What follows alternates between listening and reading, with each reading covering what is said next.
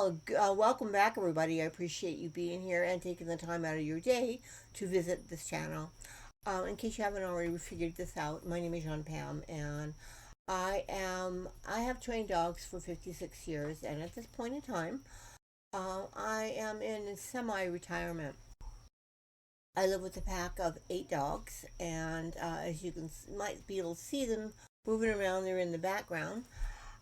They range for everything from border collie mixes, pit bulls, catahoulas, all sorts of dogs, Borbal mixes, all sorts of things.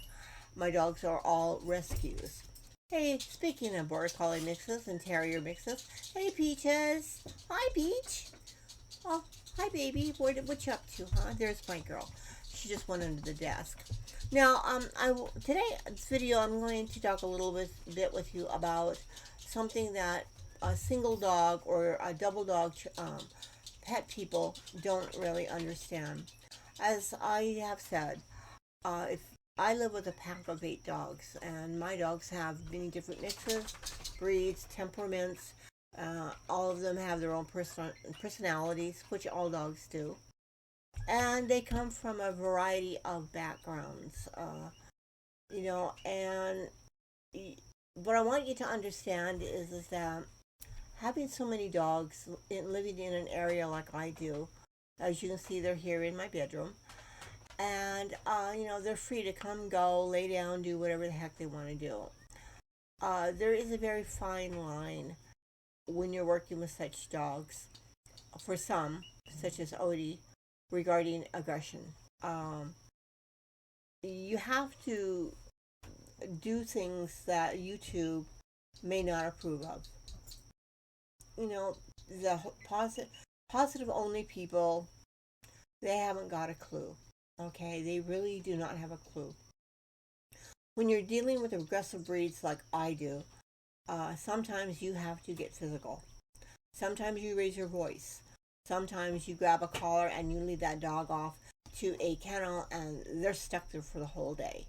Okay, I'll give an example. This morning, I was letting the dogs out, and Odie decided to do one of the things that he does.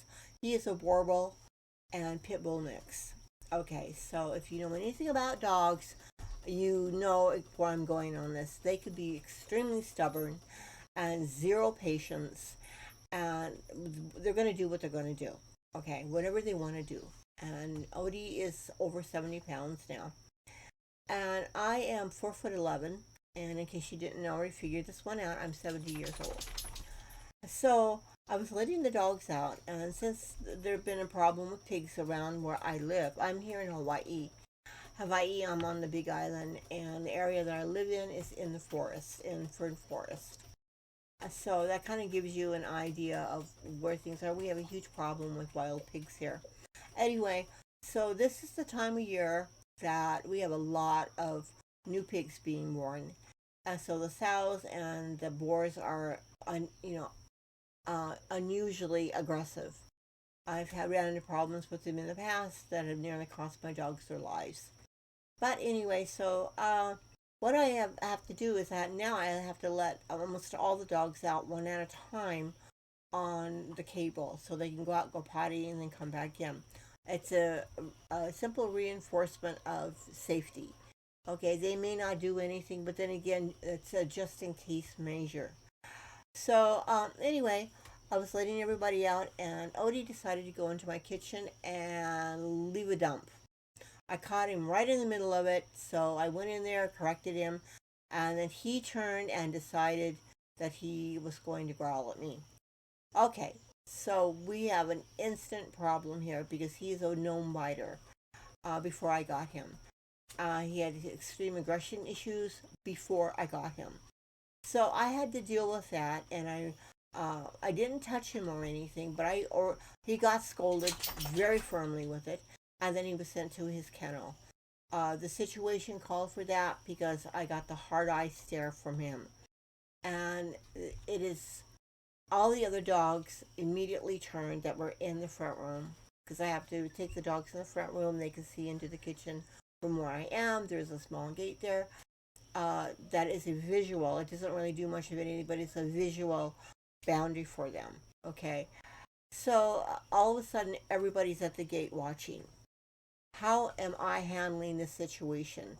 The pack learns from one another. Okay, so they're all watching what I am doing and how I'm going to handle the situation.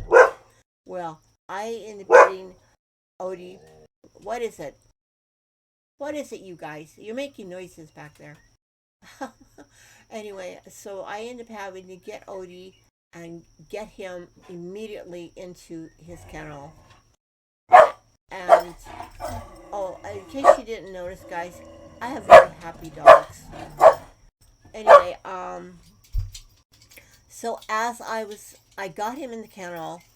I had just closed the door before latching it, and he went full on aggression.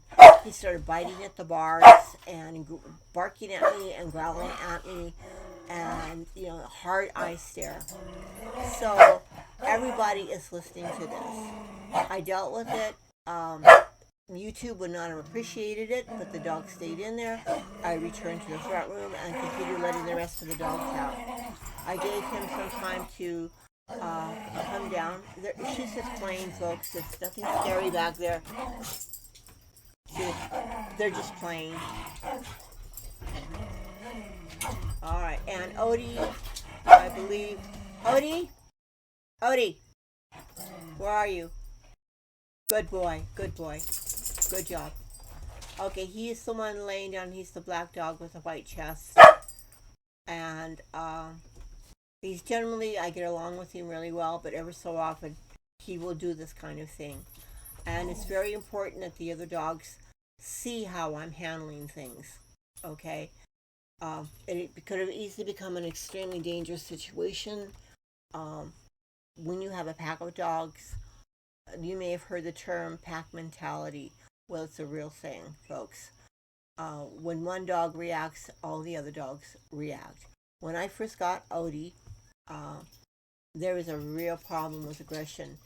And because of the relationship that I have with my dogs, they recognize me as pack leader.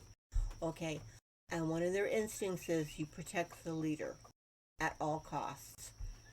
And there was a situation that happened when I had to use my full body weight to subdue Odie because his aggression was so bad. I had to pin him with my arm across the neck, and I used my full body weight to subdue him. And all the other dogs thought that they needed to come in and protect me. And it was kind of tricky because I'm trying to hold this dog down and as such, and then give hand signals to the others to back off. One moment. Let's see what's going on back there. What are you guys doing? You looking out the window, Peachy? You are? Okay. Alright, pop, pop, down. Pop, pop. Pop, pop. Done. Good boy. Good boy. I know. There's something on the window. I know. You have to have the last word. I know. Okay. Done. Hey. Done. Okay. There's also another thing that people seldom see is the ongoing corrections that are made in a pack. Most of the time, people edit this sort of thing out. They don't show you those people who have full pack of dogs. They, for whatever the reason is, they don't show you what it's really like to live with them. They don't see anything behind the scenes. They only see the polished, edited version of everything. I don't do that. I show you the real deal, guys. The real deal. And if you don't have the skills and the mental and physical strength to handle this many dogs, don't bother with it. Okay, this is not anything like having one or two dogs in your life. Now, as I was saying about Odie, so I was able to subdue Odie. One moment. Hey, done.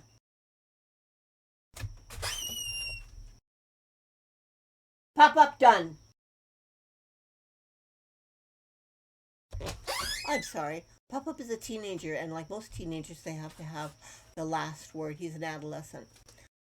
Anyway, so as I was saying, it's very different than having one or two dogs. Pack life was very, very, very different. Um, Actually, if you can handle this many dogs, you are a true badass. Honestly, you are. My friend Christoph Clugston, he's a badass. Trust me. He's looking for 11 dogs now, and he has all working breeds like me.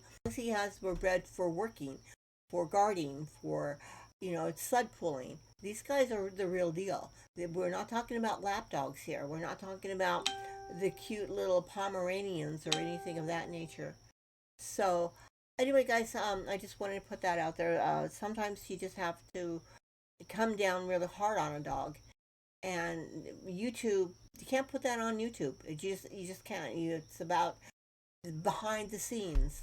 And how do I control these dogs? Well, some days I have to get physical with them. The truth is, I have to get up and do whatever is necessary to break up a fight.